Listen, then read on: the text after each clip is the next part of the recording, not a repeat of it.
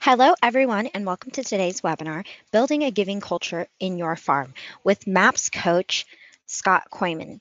Please note this webinar is being recorded and you will automatically receive the webinar recording. If you have any questions for your coach, please type them into the questions box located in your webinar taskbar. Following the webinar, if you have any questions about today's call or coaching programs, please email us at fasttrack@kw.com. That's fasttrack@kw.com. All right, that's all from me, Scott. Go ahead and take it away. Hi, everybody.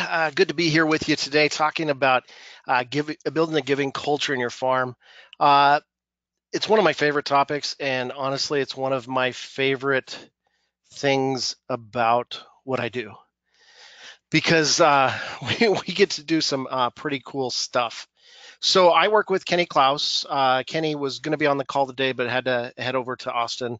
And so together we've built a nice business here in Arizona. So we're in Mesa, Arizona, which is it's in the Phoenix area, and we generally over 100 million annually, and we do that by marketing to just a couple zip codes. We do sell real estate outside of those zip codes, but all of our marketing is really just in one little part of Mesa, and so farming is our go-to. It's what we focus on. It's what we do, and I've actually been working with Kenny since 2011, and before that, I was in his farm for I think 7 or 8 years. I was a pastor here in the area. So before I came back into the for-profit, I was 12 years in nonprofits and still involved heavily in nonprofits. I sit on the board of 3 different nonprofits here in the Valley, and these are things that I get excited about. And it's things that Kenny gets excited about. Kenny is more empathetic than I am. I'm more of the nuts and bolts kind of thing, but I do care about a lot of these things that we do. And as we get started, I just want to say that, when we talk about farming, we do have a definition that we like to use because different people have different definitions of farming. When I'm talking about farming, I'm not talking about sending out a real estate postcard every now and then. In fact, I'm going to make some assumptions on this call that if you're farming, you do have some sort of an audience. And our audience is, we do newsletters. We do a monthly newsletter we do saturation. So we send it to every mailbox on the routes that we send to, and every single month. Now, our pieces are designed to engage with people whether or not they're thinking about buying or selling real estate. So we have content that is going to engage people. Maybe it's renters that don't care about the house value of the home that they're in. Maybe it's people that bought quite a while ago and they're just not paying attention to that. I think most people do look at the real estate stats, but we want to draw in people with other things. So we have just a lot of different things. We talk about going to the corn maze in October. We talk about ice skating in January. We talk about new restaurants that come up. We talk about things that will interest people all hyper locally. And the whole reason that we're doing that is this definition. Farming is the consistent, ongoing, and repetitive marketing of your name to a consistent market so that when anybody in the market thinks of real estate, the first thing that comes to their mind is you. Why? Because when they're thinking about listing their house, I want it so that they don't need to have my business card or my marketing piece in front of them. They know who to contact to sell their home. That's why we do what we do. We want to be top of mind for local market expert. We want to be top of mind for real estate. And so everything that we do regarding farming is centered around that. It's just focused only on that. And why? Well, because we want to get some more listings. and so we we strive to do that. Now, when we're talking about this giving culture, is a side effect that we look good to the people in our farm? Yes. Is a side effect that we should probably see some more listings? Yes. But that's not why we want to do. That's not the only reason. Now, if that's your only reason for doing some of this stuff that we're going to talk about on the call, get somebody else on your team to run this operation, because people are going to see through it. People are going to see that it's inauthentic, and we want this stuff to be incredibly authentic, because it's going to touch not just your business, it's going to touch lives. It's going to change lives of people that live in your farm. It's not only going to change the lives of people that you help, it's going to change the lives of the people that you bring alongside of you to help. So I want to show you just a few different ways that we do that. We separated them out into categories. And the first category of ways that we can create a giving culture within our farm is collections. Now, collections, this is basically, we've got an audience, and so we're going to use that audience. Ours is newsletters, ours is social media, ours is network meetings, places that we want to communicate to people that, hey, we are going to be collecting for this thing. This is something that we are going to do together, and our office is the drop-off location, or we'll come pick it up for you. Okay, it's something that we're going to do together, and we want to make it as easy as possible for them to give. Now, let's just say we needed to collect something, or we needed to donate something. Maybe the schools were reaching out and said, we need backpacks. We got all these kids that need backpacks. Now, we as a company could donate X number of backpacks, but that would be the extent of what we'd be able to do, right? Because we just don't have bottomless pockets, right? But if we invite the community to do it along with us, we can get significantly more backpacks.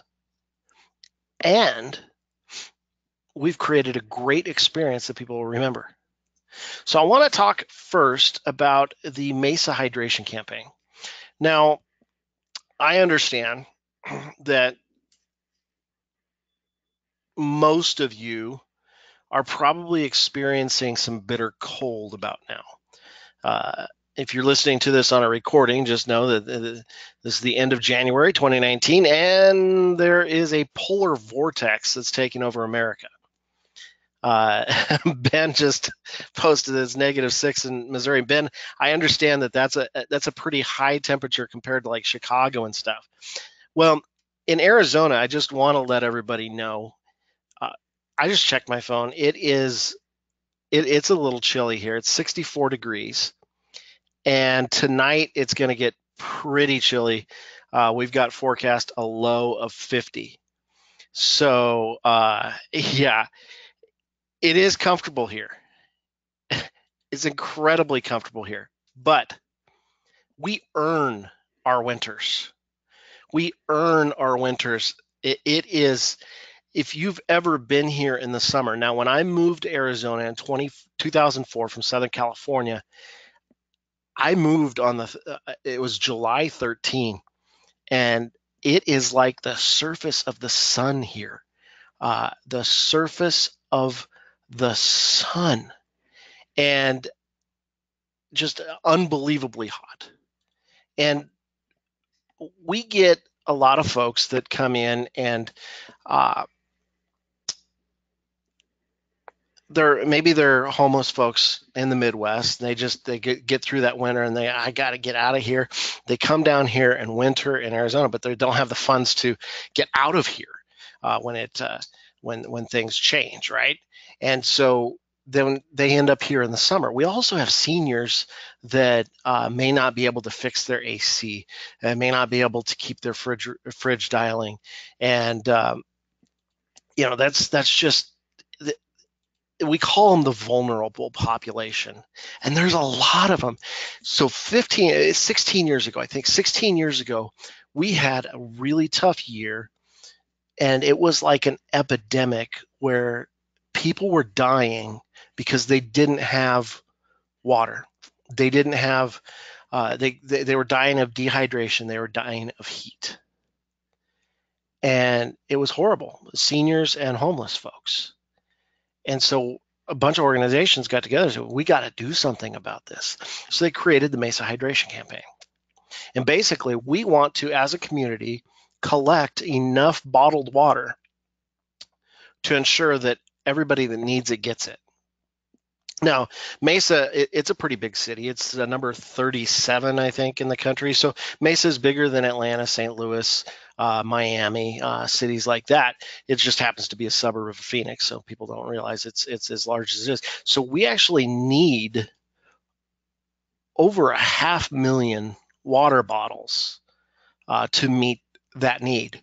And so a bunch of businesses got together and said, well, let's do this together. And so we have the Mesa Hydration Campaign. It's coordinated by the city. We get a lot of media for it, and we are one of the drop-off locations. So our office is one of the drop-off locations that people can donate water. And then once they donate it here, then we schedule a pickup, or we go and deliver it over to United Food Bank. And they get it out to all of the homeless shelters, all of the places, anywhere that somebody is going to engage with the people that need it to get them water. And so we put out this notice, and we do this Mesa Hydration Campaign from June until September every year. And it is awesome. Our lobby is generally full of bottled water. But we also have had people drop off a pallet. So we get a FedEx truck. Hey, I got a pallet of water here. And it's like, okay, drop it off here. We don't have a loading dock or anything like that because we're a real estate office. So we just coordinate the pickup. It's not, a lot of times we'll just have them, if it's a whole pallet, they'll bring it over there. But let me tell you about this lady that comes in. And it's usually about 3 times a summer. And this lady has got to be 85. And 80, 85. She's up there, little old lady.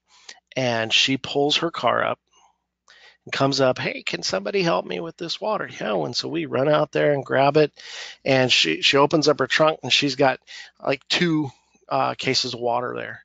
And so we grab those, and thank you so much, and I'll be right back. Fry's has got so Fry's is our local grocery store. Fry's has got a sale right now, and there's times that she will come 5 times with water, and this stuff goes a long way.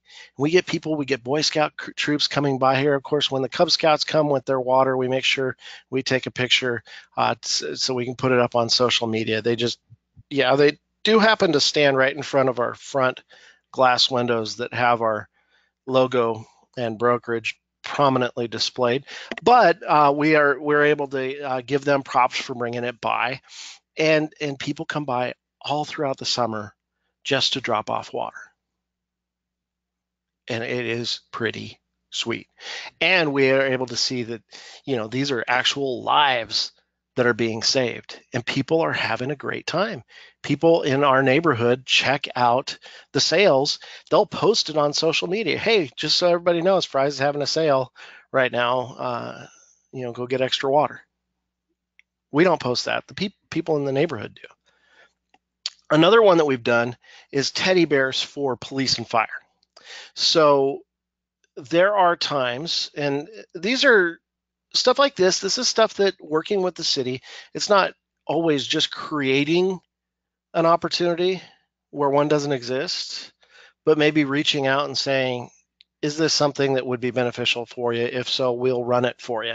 That's the correct approach to have on this, because you just don't want to drop off a bunch of teddy bears at the police station and they have no idea what you're doing. But we've done this for the city of Mesa and the town of Gilbert. when they have a call, either for the fire department or the police department, maybe it's a car accident, mom's being taken to the hospital. Maybe mom and dad are fighting again, and the neighbors have called, and the cops are working through mom and dad, and they both hit each other, and the kid is just sitting there watching it all. Maybe it's that, Uncle Bill was staying over and passed away in his sleep. There's a lot of different instances where when police and fire are dealing with folks and there is a child there, that it could possibly be one of the worst days in this child's life.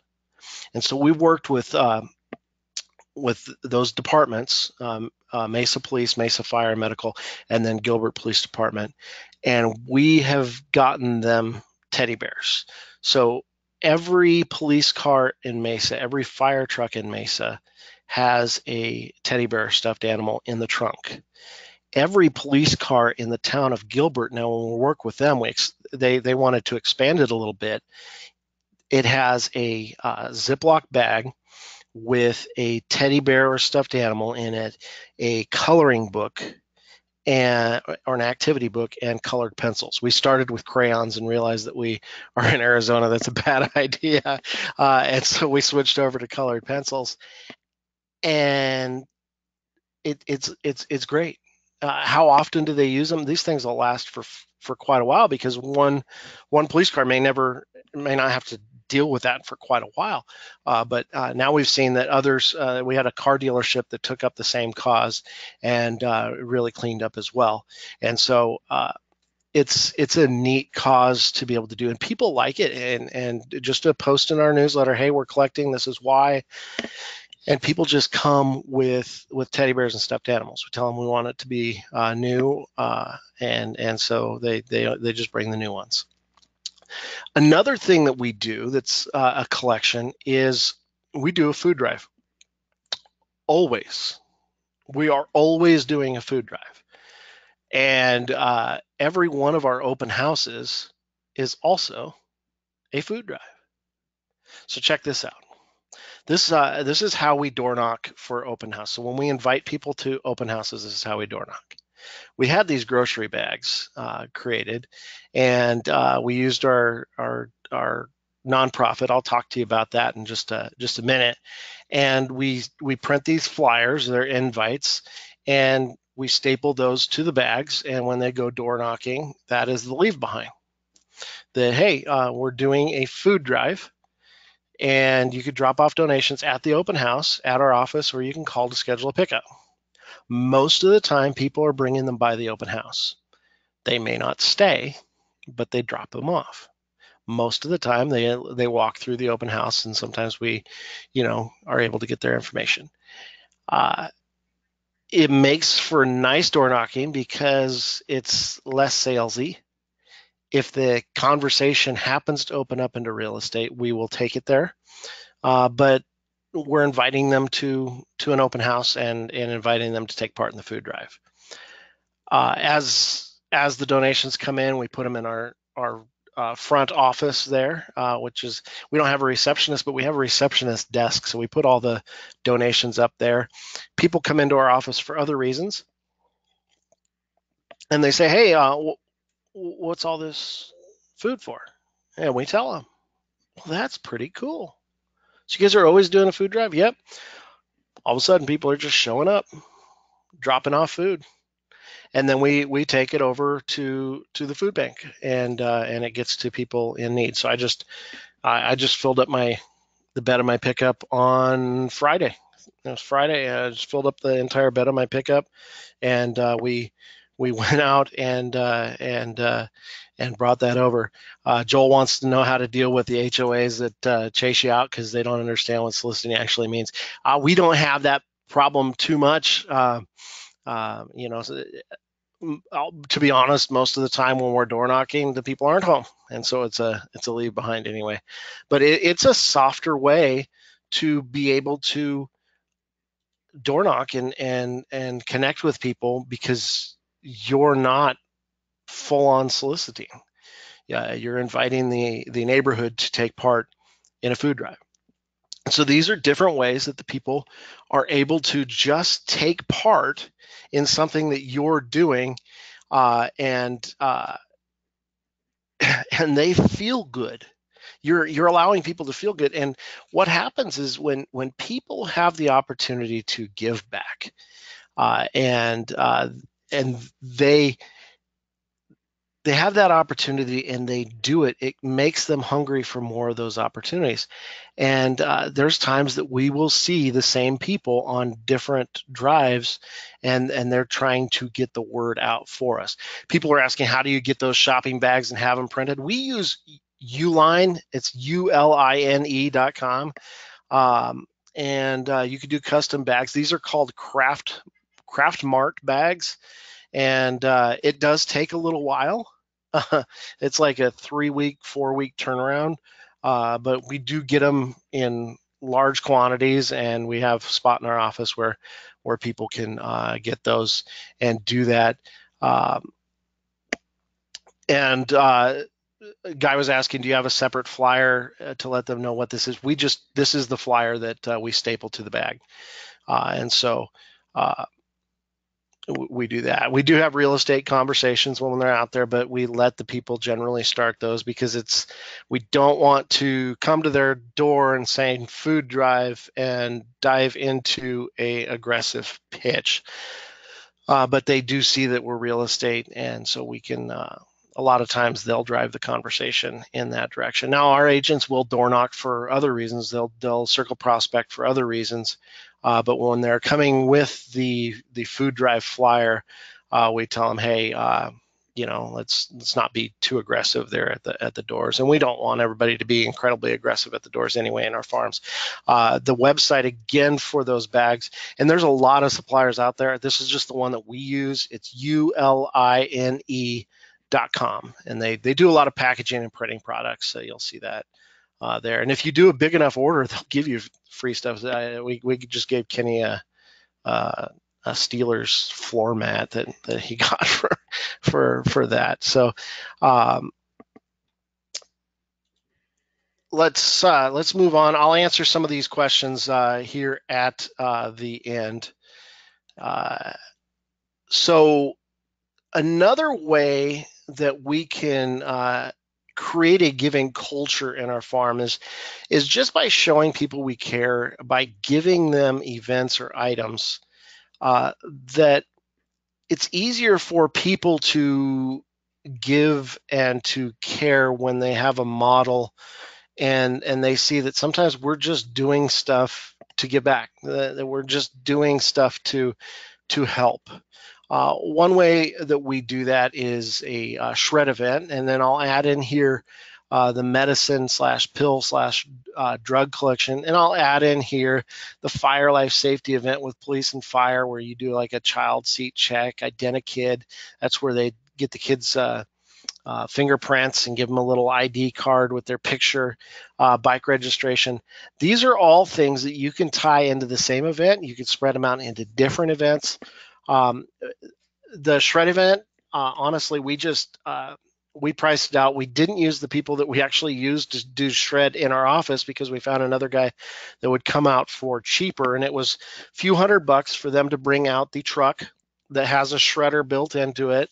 And we just put out, I've got a flyer I'll show you here in just a second, what we told everybody, but 2 boxes maximum per family, we tell them, because otherwise one family will fill up the truck. Now the truck, we found out it'll stay there for a couple hours or until it's full.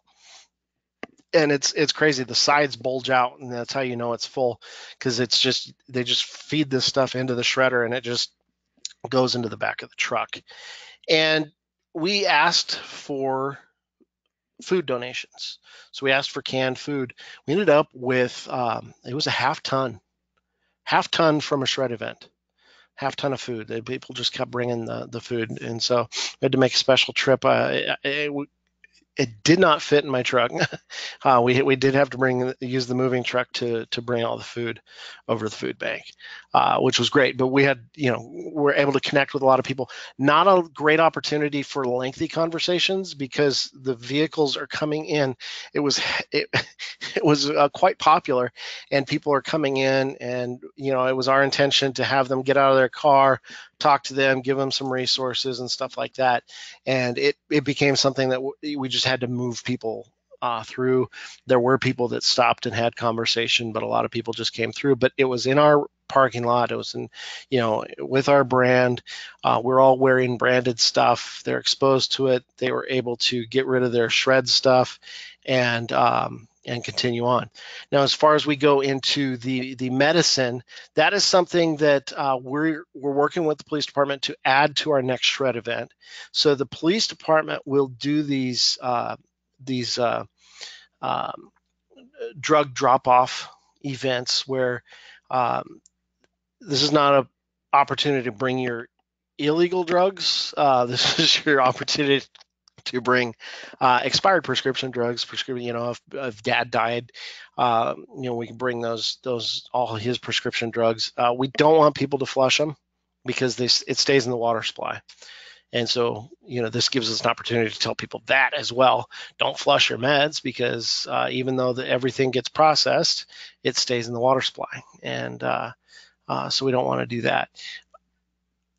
We don't want them to put them in the trash either because the druggies will go. They go through seniors' trash cans hoping to get pills, and so basically the police department sends over a sworn officer that then intakes all of this stuff, so everything's done legally. But it's just an extra layer that we're able to add on to say, hey, we're doing this to keep the drugs out of the hands of people that don't need them. And then bringing the fire department, police department along, inviting them, hey, can you guys bring a police car? Can you bring a fire truck? And if it's a fire truck, generally, if they get a call, they're going to have to leave. But the police officer is generally going to be able to be there. Sometimes they'll send a volunteer but you can have the police car there with the lights and people can play with the sirens, that kind of thing. People like that. You can work with the fire department or the police department to have a child seat check where people can bring their child drive through. They'll check and make sure that the child car seat is installed correctly. So that kids aren't getting hurt. The Identikit I mentioned, and bike registration, the police department will come in and engrave an identifying number on the bike, so if it ever gets stolen and recovered, the kid can know that that's their bike. So these are little things. It's a nice event. It gets you out with the people, and they go, wow, that's pretty cool that they're doing this. Another thing that we've done, now this is something, and I'll show you an example of that in just a minute, but the water watcher. So we have a lot of heat, which means that we share it's one of the worst distinctions you can have, and we share that with the state of Florida, the two states with the highest child drowning rates. And it's something that we want to see change. And so this was back in, I think, 2012 that we started our Water Watcher program. We went and we created these lanyard and tags that say Water Watcher. I'll show you an example of them in just a second. And we give them away for free every year. The idea is if you're having a party or you're having kids over or you're doing something, that some adult needs to be watching the pool at all times, because a lot of these child drownings, there's other kids in the pool, there's adults around, the kid goes down, nobody notices, right? So we want to have an adult watching the pool at all times. And so the idea of the Water Watcher is that adults, if you're having a party or something like that, the adults can take shifts, a 10, 20-minute shift where they're the Water Watcher. And so we created this Water Watcher lanyard so that you put it on, you're watching the pool, your time is up, you hand it off to somebody else. And the idea is just we're going to help kids be safe. And so we created these water watcher tags, and we printed off, I think we probably did about 1,000 of them. And we got 1,000 lanyards because we did it based on the lanyards. That was where we got the best cost. And so we just printed them on yellow paper, laminated them, and put them with lanyards, put them in a drawer. And that was in 2012. And so each year we do a story in the spring that you can come pick up your water watcher tags. People come by, they pick them up. This is great what you're doing. We're still working off of that same number of water watcher tags from 2012. And so the cost was so minimal. We've been able to have this as a way that everybody's saying, "Hey, you guys care."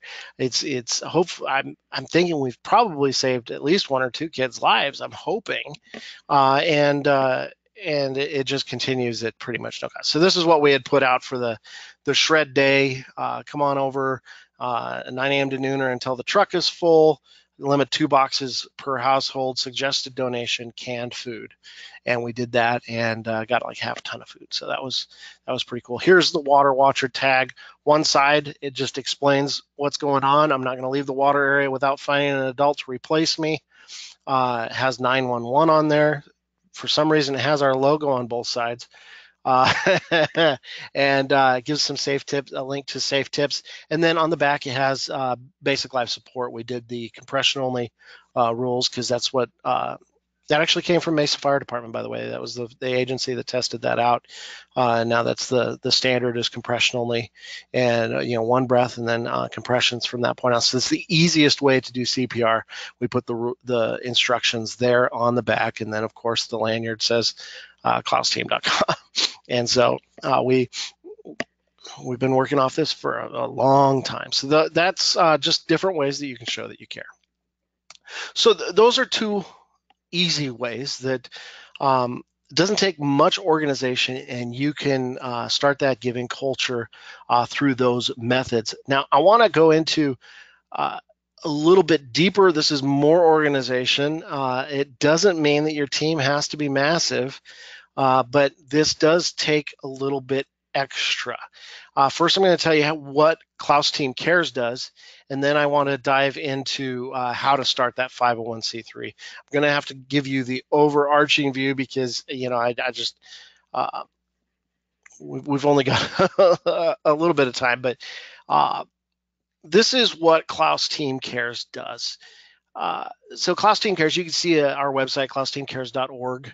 We try to update it when we remember to, but we're not really soliciting donations all the time. I don't know that we've had a couple donations come in, but the bulk of it, the money that we're using, our team contributes $25 at every closing, and most of our agents contribute $25 at closing.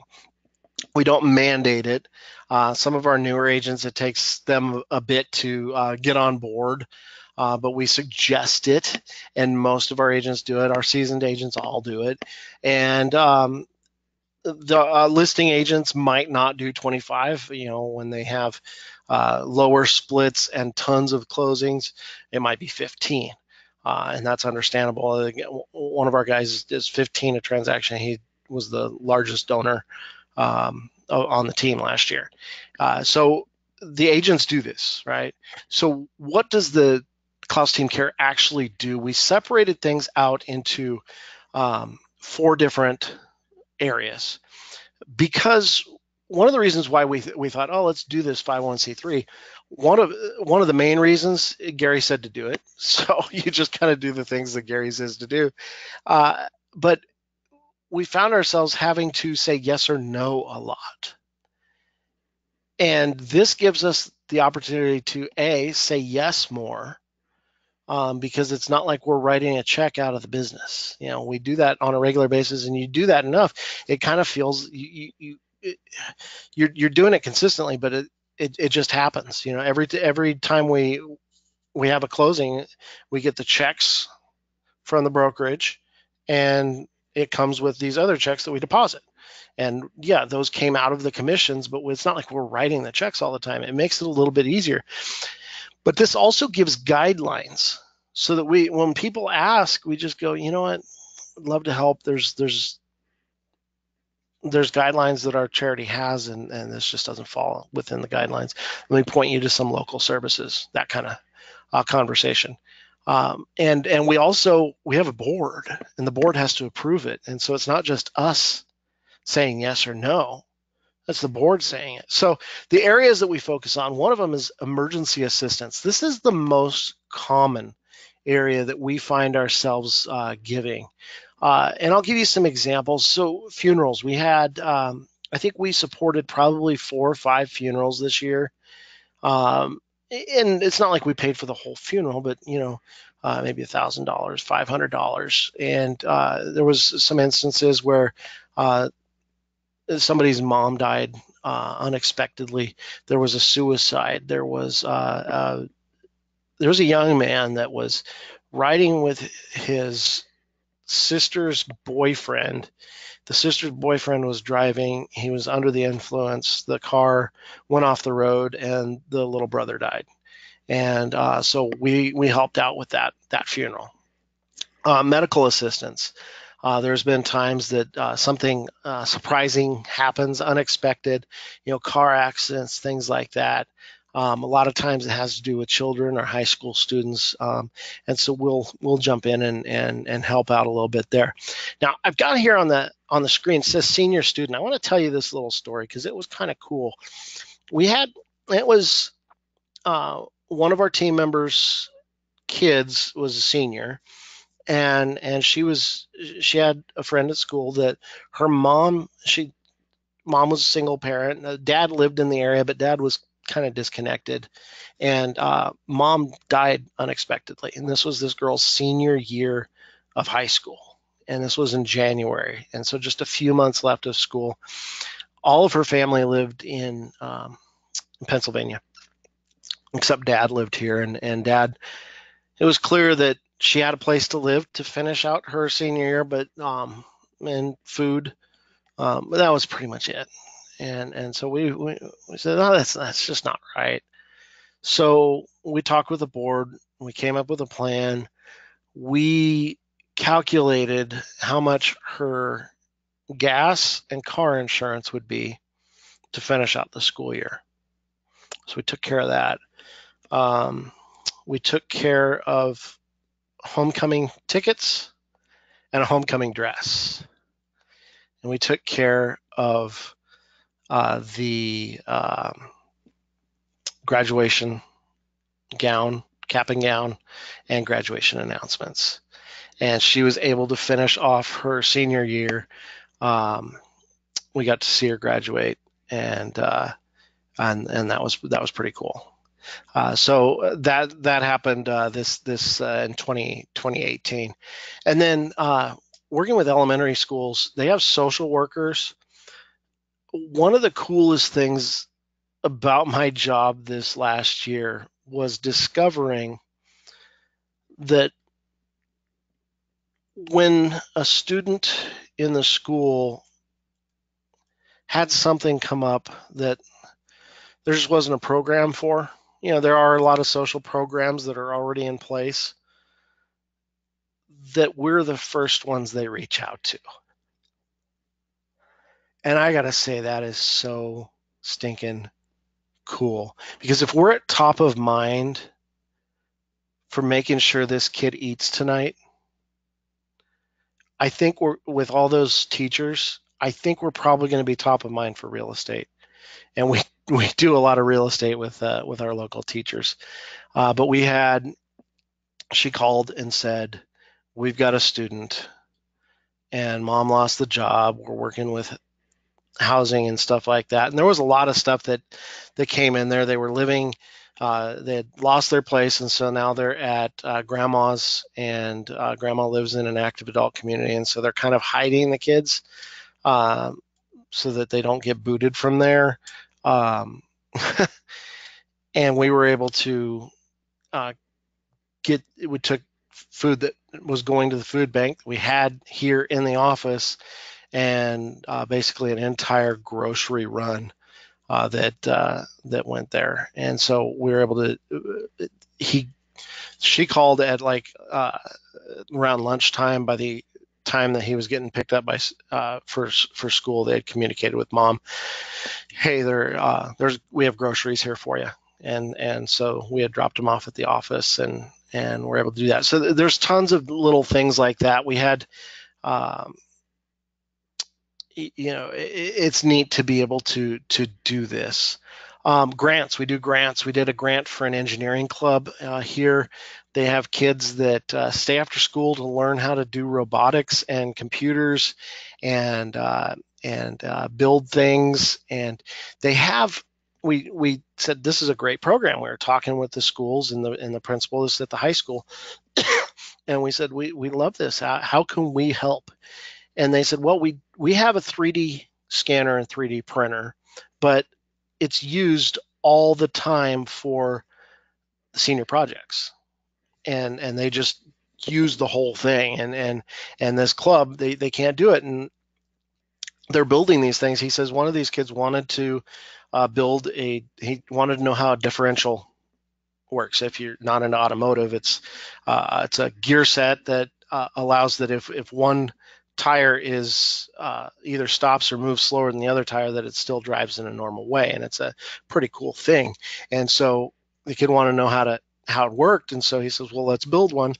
And so they had to go buy some of these parts. He says, we had some of these parts here, we just didn't have enough. If they could just scan them and print them, then they could do so much more, and the kids can get into the CAD and design these things. So we met with our board and said, what can we do? They said, well, let's do a matching grant. And so I communicated that to the school. They said, that is great. And so it was about, $3,000 or so that this thing costs. And so we said, if you guys raise $1,500, you've got $1,500. And so the students, on their own initiative, created a competition for other schools to join. And it was a robotics competition where they needed to get a robot that it was incorporated into a trash can and see who could catch the most balls. Something they made, and so all these different schools in the district then signed up. They had to pay to be a part of it, and that event netted $1,498. And so we covered the extra $2 and we're able to match that. And they've been using that for now 2 years. And we're actually talking with them about a solar car project and doing another matching grant. So that works good. We have rewards on there. We've never done this. I don't know if we ever will, but we put it out there that if a local law enforcement agency reaches out to us and asks for a commitment for a reward, that we can do that. We put in there that we're not going to approach the department, but we have let the departments know that that's there, and they appreciate it. So a lot of times if you have a serial crime in your community and the department wants to do a reward, you'll notice they're often quite small, and then they'll grow, and that's because different organizations are providing the funds. Most departments don't have money for that or a means to even pay those out. And so in most cases, you have a reward. They are able to successfully arrest somebody, and they do it without having to pay out a reward because the information didn't come from those phone calls or whatever. And so most of the time you don't even have to pay it out, but just to be able to promise it. So we haven't done that. I don't anticipate that we will, but we put that into our bylaws that we can do that. The other is Christmas families. So this is, again, coordinating with the social workers at the local elementary schools. We start this around the beginning of November, and we're asking them to identify the kids in their school that will likely be going without Christmas gifts this year. We work with 4 elementary schools in our farm, and Henry had asked, are these resources exclusive to the neighborhood that you're farming? Generally, yes. We stipulate in our standards that we have for our board that this is focused on the East Mesa community, and so we do that.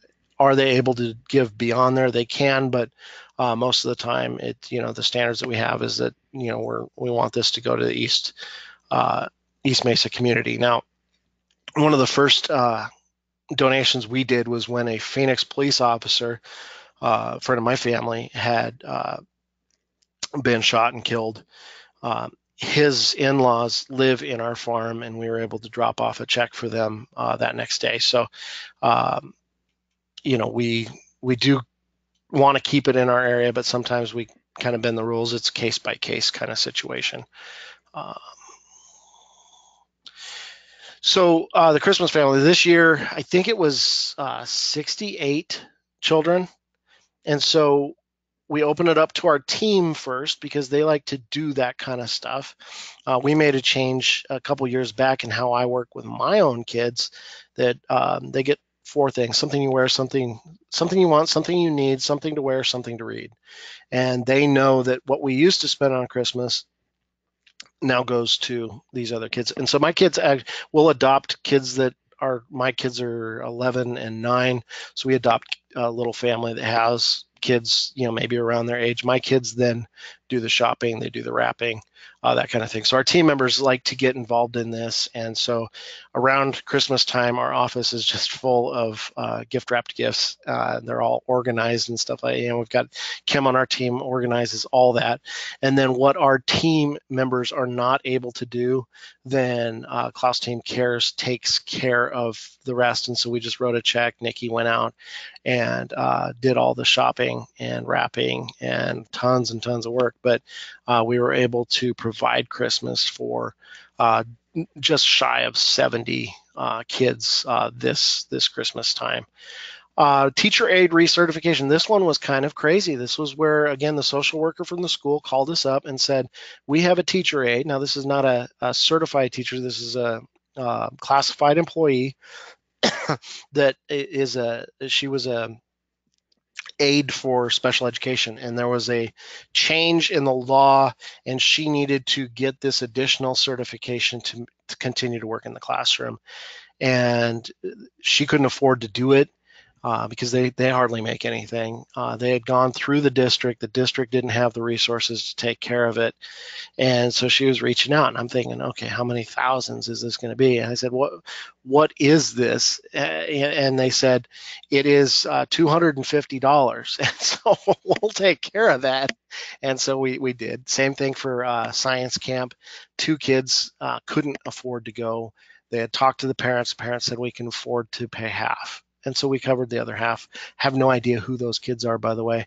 That's kind of how we roll. But notice these schools are calling us instantly for that stuff. So I'm seeing a lot of questions. I'm going to get those in just a minute. I want to talk about how to start it. So Henry had asked, do you use an attorney or CPA to write your 501 charter? We started by Googling it and found that sometimes it's easier to pay somebody to do it. What did we use for it? The LegalZoom. And we actually have on our board, so let me talk about the board real quick. Actually, I'll talk about the board in just a second. But on our board is a CPA. And so he's our CPA that we use. All of our agents use him, so he's happy to help and is glad to be a part of all this. And so we worked with him on that. We didn't use any of our attorney partners. We just did it through LegalZoom. But plan on months before you get approval back from the IRS. And you do want to have somebody involved in your board that knows what they're doing to be able to be the treasurer for this, because it'll take a big headache off for you to do that. So I want to build a team. So we have a board of 7, and we intentionally made sure that our team members were the minority, if not for any other reason, but so that our agents know that when they're donating, that they're donating to this charity and not to the team. And so they see that there is basically oversight from the community. So the 3 board members from the team, I'm the president, Nikki is the secretary, Nikki is Kenny's wife, and then Kenny is a member at large on the board. And then our treasurer is a CPA. We also have a gentleman from our community that is heavily involved in city politics. We have somebody that uh, is normal. He's a dad of a kid at the local high school, and then we have a lady in our community that we all know, and she's the other. So we have 7 board members, and we anything really, I think it's over $250 has to go to the board. We don't have a board meeting. We've had maybe a couple. The board meetings that we've had has just been to identify all these things. Okay, how are we going to give? Who are we going to give to? All these plans, and we did that. So it took about a year to kind of come up with all that stuff. But now we just shoot it out via email, and they approve it or deny it. It's very rare that they deny it, but it it's nice to have that kind of oversight. And then so we invite our agents to contribute at closing. So that's the 501c3. I'll answer questions here at the end, so we make sure that we're being sensitive to time. So I want to finish with this: the art of the invitational humble brag. And this is one of those things that we don't want to make it look like we're intentionally humble bragging, but we do want to invite them to be a part of all this stuff. So the first messaging is join us in this. Join us in this collection. Join us in the hydration campaign. And then every time that we have a success, when we're bringing the water, when people are dropping off stuff, when we're able to communicate that, hey, we're not going to use names in most of the things that we've done as a charity, but we are going to say, hey, we were thrilled to be able to help. Look at what we're able to do together. And this allows us to let people know, hey, at every closing we donate this. And being able to say this is what we're able to do together works a lot easier if you're inviting people to to join you in that and to invite them to be a part of all the giving. So before I go into question and answer, just letting you know, we do have the Farming Will Make You Millions coaching course coming up starting in just a few weeks here in March. The things that we cover, we talk about why we farm. We go into a lot of reasons why we do it, just beyond lead gen, some of those other things, and this is part of that. We talk about choosing a farm. We talk about how to choose a farm based on business sense and not because, oh, I love that neighborhood, because sometimes that may not make the most sense.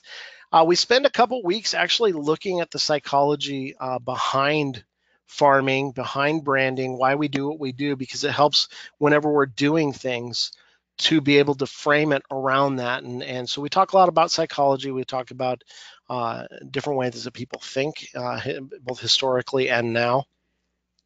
We talk about hyper-local marketing, different things that we do, like the Shred event, to be involved in the neighborhood, to get things out, to make people feel connected, to connect people with each other. Farm marketing techniques, we talk about not only just the events that we do, but also like how we put together our newsletters, how we communicate the newsletters and online and offline. Prospecting in your farm, we talk about phone scripts and how those are different when you're farming than when you're circle prospecting outside of your farm.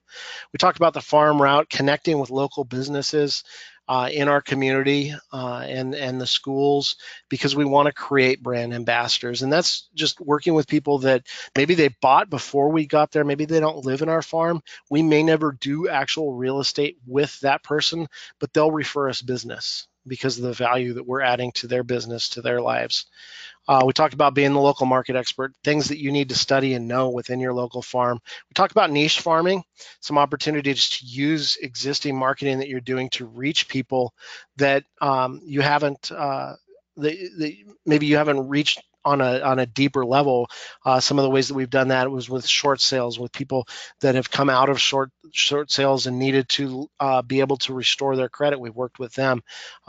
all these different things that we do. And right now we're doing some niche farming with the iBuyer concept. So we walk through some of that stuff that we're doing, and then connecting online. We talk about through websites, through social media, through apps, those kinds of things, how we're able to connect. We give lots of resources and examples all throughout. So I'm pretty sure this code works. And I will be honest, I did not check before the call.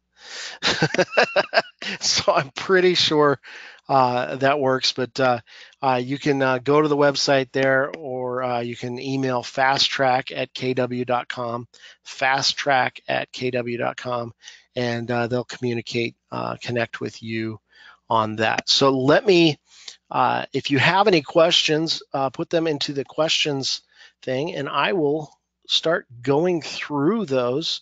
What was the question? I think that was the website was uline.com. Any pushback from owners for the food drive during the open? I assume you get approval from them first. Yeah, we talk about it and we let them. We've never had pushback from it. They think it's a great thing. People are generally supportive of the food drive. So yeah, we have never had pushback from owners, and we've done this in regular price points as well as luxury. Margaret says, remember to have your broker approve the artwork always. Typical circle prospect area around an open house, number of homes or number of blocks. Now it changes, Andrew, based on that open house, but generally we are printing anywhere from 40 to 100 flyers for the agents for their open house. And so we kind of print them based on how many doors we think they should knock, and that's how that goes. Shannon asks, how big is your team? You're doing an awesome job. Well, thank you. We have a team, I think about 20, 21, but we do have a good number of success team members. Our support team, we have 2 transaction managers, a listing manager, our success team lead. We have our community relations director who handles a lot of our farming stuff for us, and we have our field guy. And some of them are licensed, some of them are not. But yeah, that goes. What is the best way as a new agent to begin farming efficiently? I would say the best way is to jump into this course. There's a lot of stuff in there in that question. Time block, I think, would be the number one thing for Jesse. Looks like he's gone there.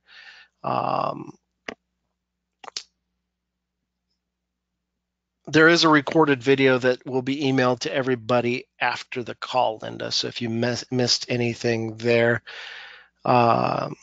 Mike says, is there a coaching program that walks participants through all this? And yes, there sure is. Eric, how large is your farm area? Right now, I think we've gotten up to 26,000 a month. But we grew there. We started with 1,400 homes, and this is stuff that we'd still be doing if it was 1,400 homes in one neighborhood. This kind of stuff, I think, it's just part of the DNA of our team now. Henry asked, did we use the attorney CPA? I kind of explained that. So yeah, connect with your CPA. He might want to be involved in the nonprofit with you. Do you live in the community you are farming? Kenny does. A bunch of our agents do. I don't. I live in a different neighborhood. I bought about a year and a half ago in a different community. But I think a lot of people, they all know Kenny lives there. Craig lives there. All the folks that they're going to deal with on the listing side, they do live there. Please show the slide before the lanyard side. Let's see.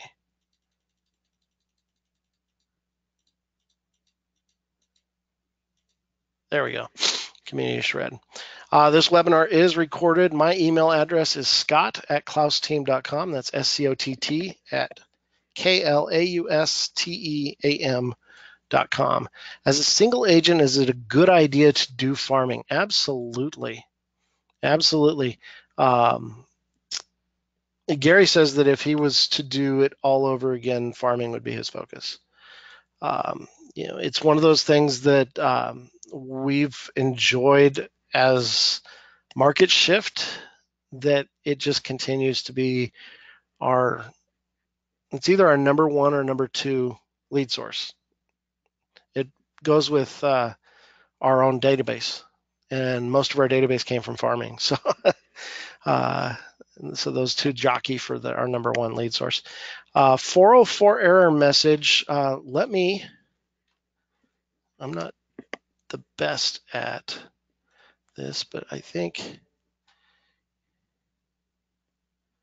if you just Google farming will make you millions, you should end up at MAPS Coaching. So let me see if I can paste that out to everybody. Again, let's see. Yeah, I don't know how to do that. You'd think I would, huh? Let's see, try that. And I just sent it out in the chat window. And so hopefully everybody got that. But if you go to mapscoaching.com and go to group coaching, you should be able to see that and find that.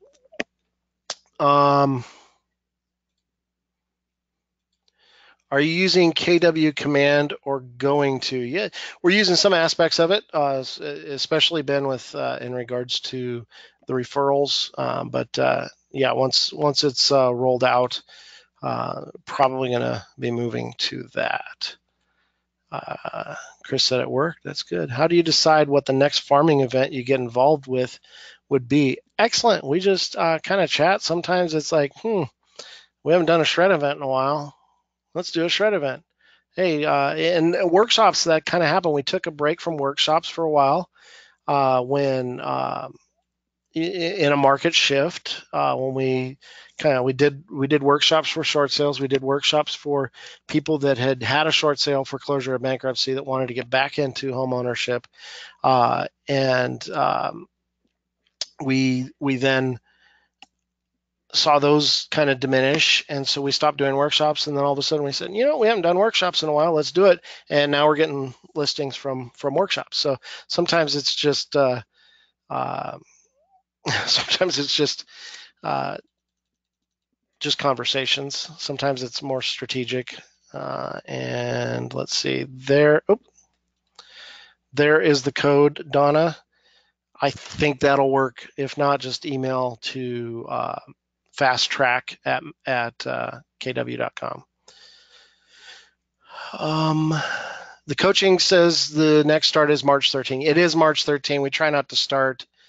We just finished one. We try not to start right at Mega Camp or Family Reunion. So we scheduled that so it's after Family Reunion. So it does start March 13. I hope it's farm friendly too, Ben. How often do you do farming events? How often do you host events? It differs. Sometimes we'll do more. Sometimes we'll do less. We try to have workshops monthly, and so this month we just had a one that's focused on seniors. It's a new thing we're doing called Klaus Team Silver. It's a niche group. And so we just did that. We've got a niche one at the end of February for VA. We have a couple workshops. We have a buyer-seller workshop, and then we have a first-time home buyer workshop coming up. And so Darren says the code works. Yes. And so we just try to schedule those. I don't think we did any in November and December just because it doing things in November and December, it's have a huge turnout. What turnover rate did you use to select your farm, and how did you calculate? We have multiple farms, and we've added. So when we first went and did it, the turnover rate, I like to stay above 5 to 7%. Of course, that changes based on the price point, Matthew. If you've got a luxury market, you might might be able to have a lower turnover rate and still be able to. What you want to do is when you're farming, you want to make sure that your farming proceeds exceed what you spent and that ROI. And so the turnover rate, while I like to use the 5 to 7% on the bottom end, sometimes that can change. Sometimes it needs to be higher, sometimes it needs to be lower. So we actually use the MLS to do that, and we look to see, go into a lot of detail on that in the course, but you want to take out wild cards like REOs. Don't forget to do that. And now you want to take out wild cards like iBuyers if you're not working with iBuyers, because if you can't compete there, then you don't want to consider that part of that turnover, because it's not business you can attain. How far in advance are you advertising the shred event to your farm? I think we just did it in the newsletter and had it towards the end of the month. So just a couple weeks. What method of advertising a community event have you found the best to reach the most number of people? Newsletters and social media. Do you host the workshops at the community center or clubhouse? You know what? We have hosted them now at our place. So we did them at a clubhouse at the golf course years ago, when we worked with the people who'd been through the foreclosure, short sale, or bankruptcy. We actually did it at a lending office because excuse me, we wanted the lenders to be able to run the credit there and be able to do a consultation. So we needed to do it there. We have done it at the police department because it was a nice offsite neutral location, and it was free. And so they have a community room there. But now we have built our own training center in our office. We just did another expansion of our office here. We have a mega office, and so it's just people on our team that are here. And so we were able to build that, and so that's what we use now. So it gets people onto our site. Thank you, Robin. Glad you enjoyed. And wild cards, Chris, would be things like REOs, so real estate owned property. So if you don't have an REO contract and you have REOs that are being listed and sold in that farm area, we don't want to use those on the turnover rate, because if you don't have the ability to secure that listing, then we don't want you to count it. Other things like iBuyers, if Open Door, OfferPad, all those kinds of things. If you don't have the opportunity to do that, then we want to use the most accurate math that we can do. We want that. This is the biggest business decision you're making, and so we want to make sure that it is based on all the correct data and that kind of thing. So that looks like we got through all of the questions. Thank you all for being on the call with me today. Hope you enjoyed that. Want to encourage you to consider this coaching opportunity and all the other coaching opportunities that MAPS has.